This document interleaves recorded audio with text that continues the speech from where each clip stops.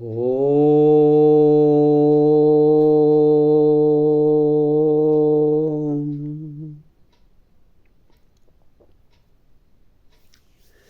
ಇಂದು November 19ನೇ ತಾರೀಕು. Today is ours ಈ ಪುಸ್ತಕದಲ್ಲಿರುವಂತಹ ಒಂದು ಉತ್ತಮ ಬರಹ ವಾಸ್ತವಿಕ ಬದುಕಿನ ತುಂಬ ಸನಿಹವಾದ ಮಾರ್ಗದರ್ಶಕ ಬರಹ. ಶಿರೋನಾಮೆ watch your thinking. Watch your thinking.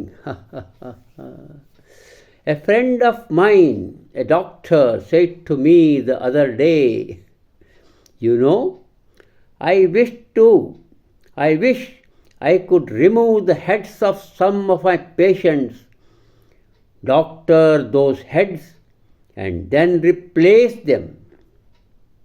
Of course, the doctor was joking, but if it could be done, there would certainly be less sick people.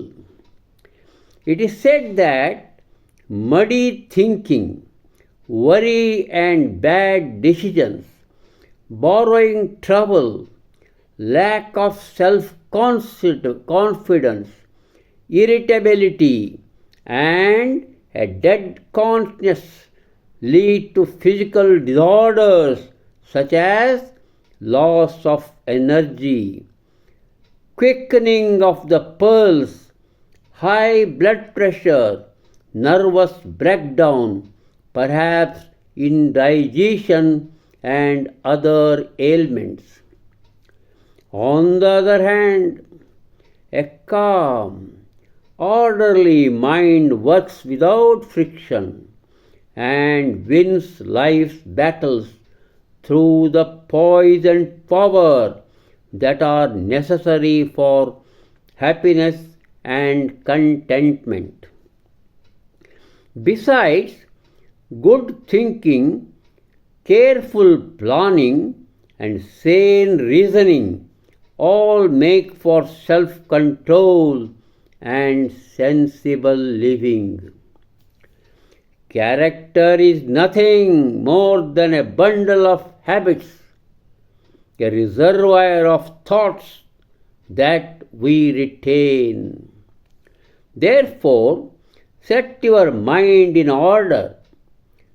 Be the master, not the slave of sound thinking. Your thoughts can make or break you. Look well to your thinking. ಎಷ್ಟೊಂದು ಅಪೂರ್ವವಾದಂಥ ಬರಹ ಇದು. ನಿಮ್ಮ ವಿಚಾರಗಳತ್ತ ಗಮನವಿರಲಿ. ನನಗೊಬ್ಬ ಸ್ನೇಹಿತ ವೈದ್ಯನಿದ್ದಾನೆ. ಆತ ಹೀಗೆ ನುಡಿದ ಒಂದು ದಿನ, ನಾನು ನನ್ನ ಕೆಲವು ರೋಗಿಗಳ ಶಿರಗಳನ್ನು ತೆಗೆಯುವೆ, ಅವುಗಳಿಗೆ ಚಿಕಿತ್ಸೆ ನೀಡಿ ಮತ್ತೆ ಜೋಡಿಸುವೆ ಅಂತ. ಖಂಡಿತ ಇದು ಆ ಗೆಳೆಯ ವೈದ್ಯನ ಹಾಸ್ಯದ ಮಾತು. ಹೀಗಿದ್ದಾಗಲೂ ಒಂದು ವೇಳೆ ಅದು ಸಾಧ್ಯವಾದಲ್ಲಿ ಆಗ ಅಲ್ಲಿ ರೋಗಿಗಳ ಸಂಖ್ಯೆ ಕಡಿಮೆಯಾಗುತ್ತಿತ್ತು. ಈ ರೀತಿಯಾಗಿ ಹೇಳ್ತಾರೆ.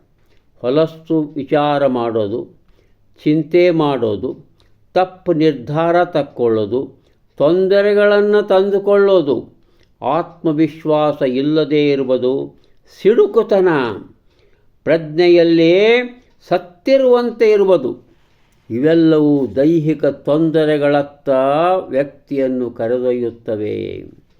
ಅವು ಶಕ್ತಿಯ ಅಪವ್ಯಯ, ತೀವ್ರವಾಗಿರುವ ನಾಡಿ ಬಡಿತ, ಹೆಚ್ಚು ರಕ್ತದೊತ್ತಡ, ನರಗಳ ದೌರ್ಬಲ್ಯ, ಇವೆಲ್ಲವುದರ ಸಂಗಡ ಅಪಚನ ಮುಂತಾದವು ಸೇರಿಕೊಳ್ಳುತ್ತವೆ.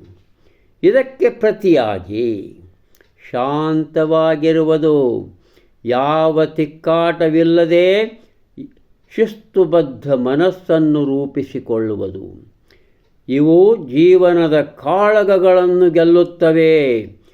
ಹಾಗೂ ಎದರಿಂದ ಸಮಾಧಾನ ಹಾಗೂ ಶಕ್ತಿಯಿಂದ. ಇವೆಲ್ಲವೂ ಸಂತೋಷಕ್ಕಾಗಿ, ತೃಪ್ತಿಗಾಗಿ ಅವಶ್ಯವಾಗಿವೆ.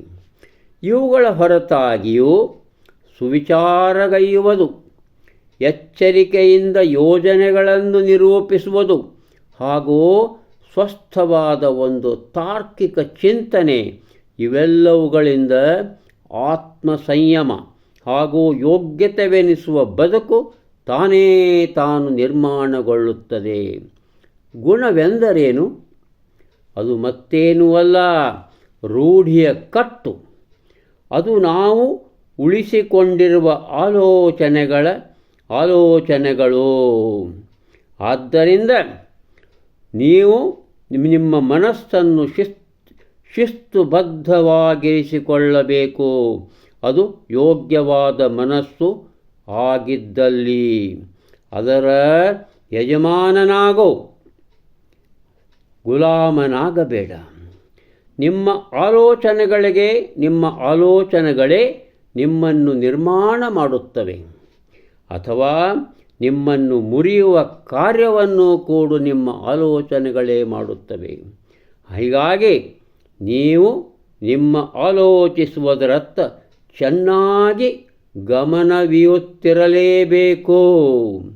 ಎಷ್ಟೊಂದು ಅಪೂರ್ವವಾದಂಥ ಒಂದು ಉಪದೇಶದ ಮಾತುಗಳು ಇಲ್ಲಿವೆ. ನಮಸ್ಕಾರ.